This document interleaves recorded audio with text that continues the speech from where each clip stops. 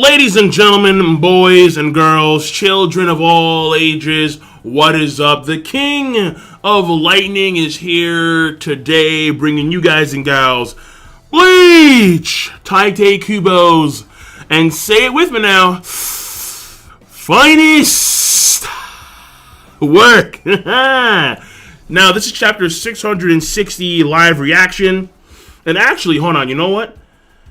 I may try, I'm going to do it. I'm going to try to do a live reaction and a review in the same video. I'm going to see how it works because I did it for Toriko yesterday. I did the reaction and the review in one video. So I'm going to see how it works this week for Bleach as well. And then if you guys don't like it, let me know. If you guys do like it, let me know. And then we'll see how that pans out next week. But that being said, we are 6 chapters away from the Mark of the Beast. So we're going to find out in about 6 weeks' time that Kubo is actually Saiyan, all right? The guy that's been torturing billions of people is actually an Asian guy with sunglasses. Whoa. Who would have seen that shit coming? Who would have seen that shit coming? Goddamn. So I need to get in Kubo's good graces, because if heaven and hell are real, then I'm going down under. Straight up. All right? I'm not a good boy. No, I'm not a good boy at all. So gotta get in the good graces of the Lord, the Dark Lord, nigga. All right, so the speed of darkness. What the fuck am I talking about? I don't know. Let me just do the goddamn live reaction and then the review. Let's see how this works out. And by the way, we're on Kiss Manga, so they do have the manga stream translation, which is, see, but I don't understand why they do this though. Let me show you this, okay? So on Kiss Manga, they have the manga stream logo right here. If the autofocus will zoom in and show you, well, okay, thank you. There we go, autofocus, you piece of shit. All right, there we go. So right there, you got the manga stream logo, and then you go on the same page, top left-hand corner, and they got the Manga Panda logo. And I'm like, why? What is going on here? Why do you have, like, it's the manga stream translation, but why have the Manga Panda there? What's going on here? I don't know. If you guys know, let me know in the comment section. Seriously, whatever. Chapter, let's go. Ichigo! Yay. Oh my god, dude. I can't wait until I do Hitsugaya Sucks. I just can't wait, man. That's gonna be a good video. There's gonna be so much hate. Though I can't say it's gonna come out soon. I can't say that. You know, like, just give me a few months. Like, straight up. Straight up. If I'm gonna do it in the same way as Kakashi Sucks, then that's gonna be a project. With their impromptu meeting, their jumbled emotions suddenly become all the more confused. Chad, Orihime, Ichigo, Ishida, the main quartet. What's with his eyes? The same as Yuha. That's right. He can see into the future. If you say you are not a traitor, then I want you to kill each and every last one of these guys here. But alas, I can already see exactly. And then look at this guy's face, man. Hold on. Look at this dude's face. He's creepy, man. Absolutely creepy. And you know what it is, too? I know what it is. He has no facial hair. He's cleanly shaven. He's baby face, and he has those eyes? No. You need the mustache, son. You need some degree of facial hair, okay? Because when you're smooth as shit like this, and then you have those eyes, that is absolutely terrifying. I can already see exactly how you're going to respond. Ishida, Uryu. Yeah, because you can see into the future, man. It is what it is. And he attacks someone. Uryu's attacking Ichigo. Hey. Play action. So, Ishida, he attacks Ichigo. So, let's go down the page. Boom, Ichigo right there. Ichigo grabs onto the... Where is it? Yeah. He grabs onto the sword, and he lunges at Ishida. Let's zoom in real quick. He lunges at Ishida.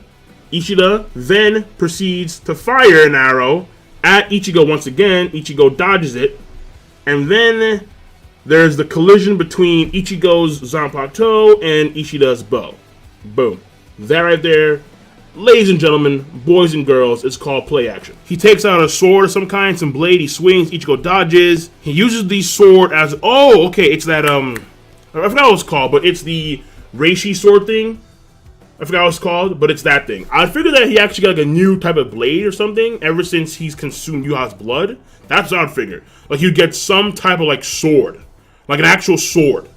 But, I mean, it is what it is. But these things are more, I suppose, versatile because they can be used as arrows as well. So he fires the reishi sword arrow, and he makes a hole in the floor, which then leads to the floor below. Ichigo's falling down. Chad grabs his blade. So Chad, being useful, surprise, surprise, he grabs the blade. But that section of the floor is falling anyway. In comes Orihime. So they fall down into the floor below. There's smoke. They were saved by Orihime. Well, I can't even say saved. They just fell. So it's not a big deal here. And Ishida's right there. This is fascinating. Hello. Okay, hold on. So he throws a sun key Ichigo's way. The sun keys are used to open the sun gates, the plates, so you can basically teleport. If you keep going left from here, there will be some stairs heading down. Follow those steps down, and there should be a sun gate that has already been set up there to facilitate the invasion into the real world. To facilitate the invasion into the real world. Now, when I think about it, how many soul dots are left? Like, how many soul dots do the Quincy's have currently? There still should be quite a few. Because all you have right now is just Yuha himself, you have Hashwald, then you have the Miracle, and then you have Naklevar. That's it. You have those four, and that's it. So, I mean, that's a small army. That's a very small army. But if you have the soul dots, okay, fine. So perhaps we're going to actually see an invasion into the real world on the part of Yuha. So once he wakes up again, I mean, granted, I don't think that would actually tie in with the prophecy, because I think the prophecy requires him to take over Soul Society specifically. I believe so. I forget, honestly. But that being said, it looks like there is some plans for the real world on the part of the Quincy's. There is something there. And that piece of dialogue is fascinating. But that being said, it looks like there is some plans that the Quincy's have for the real world. That, I think, is pretty interesting. Use it, take your friends back there, and leave. I will stay behind and take down Vauvel to myself. There we go. Yep. Ishida Uryu is on the side of justice. Ishida Uryu is on the side of righteousness. There we go. So now we know where he lies, and Hashwald was right. So his powers to see to the future were absolutely right. Uryu is not on the Quincy team. He's just trying to take out Yuha, or he's trying to stop all this stuff from going on. Well, he's going to take down the area, the Vauvel himself. Once I activate all the chips I've left behind, Hashwald, even more on point. Those chips did in fact belong to Uryu. Right there. All the accumulated reishi will be linked up and will without a doubt destroy this place. Huh. So this is a suicide mission. Oh yeah. So this is definitely a suicide run. So then why does it have to be you alone that takes care of things? This is something that no one other than I alone can do. These destruction chips were passed down to me from my master. They were created by Sunrei Shuto. Only my Ryatsu can activate them. Yeah. So this is a suicide run for sure. Only his Ryatsu can activate them, therefore he has to be there when they actually explode.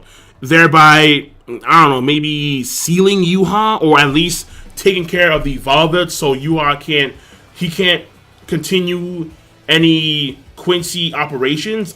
I don't know, maybe it's like the plan itself, like if you know that he can't be killed, then like destroying the Valvet is only going to delay the inevitable, right? I mean, even though you say after all that, I came to this plan only after careful thought and consideration, but like you can't really. I mean, maybe when he's asleep he can die. Maybe, I'm not too sure. I mean, he could be bullshitting it. He could, because we haven't seen Yuha when he's asleep per se. Like we haven't seen him when he's asleep, so we don't know if he's like actually like truly vulnerable. But it's possible. I mean, again, I came to this plan only after careful thought and consideration. There really is no other way. But you just said previously that he can't be killed. There is no way to defeat him. So, again, it looks like all he's trying to do is just delay the inevitable. Hurry and go before Hashwald notices something amiss. You still don't get it, do ya? Before he notices. And when exactly was that? And he's stepping, son. I told you, didn't I? I can already see exactly how you're going to respond, Ishida, Uryu. In the shadows, Hashwald, he's come with some ferocity. It is what it is. Okay. Alright. At last, the confrontation begins. It already began, Kubo. Against the one who can see through everything. The strongest enemy ever. Not Hashwald. I think you're confusing your opponents, but whatever, it is what it is. So that is the chapter, and why not? Yeah, I'll do the review. Why not? Let's give it a whirl, see how it works out. All right, I had to take off my sweater. All right, now I feel loose, I feel nimble. That's right, yeah. So when it comes to this chapter of Bleach, first of all, you do have the pacing, which basically, the pacing is just one thing. It's one thing throughout the entire chapter that's being dragged out. Yes, you do have a location change, but that doesn't really do anything. Like, it's a means of trying to hide what's going on from Hashwald's view, but it's irrelevant because Hashwald can already see into the future. So it's a moot location change. So he starts the scuffle to change location, and then it's him talking about what his plans are. That's really it. Now, when it comes, so nothing too big, nothing too special when it comes to the pacing, when it comes to the structure. Now, and it's more on the slow side, honestly. But then again, Bleach normally is, because normally you don't get, like, that much from a Bleach chapter. But it is what it is, that's the way Kubo does it. So, that's number one. Number two is the story progression. And with this, again, nothing too major with the exception of finding out that Uryu is, in fact, on their team. He's on the side of righteousness. He's a good guy. He's not a part of the Quincy squad. He has this plan revealed to Ichigo and company, and then it is Hashwald saying, I already knew that, and now that you said it, I'm coming to kill you. It is what it is. So that's really it from a story progression standpoint. And then finally, when it comes to a characterization standpoint, I mean, well, first of all, characterization-wise, the main thing here was the character interaction between Ichigo and Uryu. Not even like Chad or Inoue, because they were in the back not saying shit. It was just, you know, Ichigo and Uryu. And it starts off as like the usual Ichigo and Uryu banter, and then it gets serious when Uryu starts to explain like what he's doing.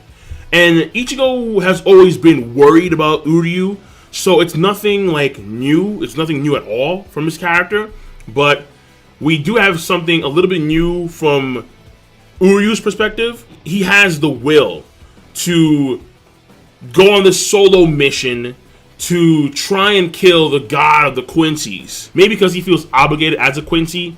Maybe it's revenge because of his mother. We're not too sure exactly.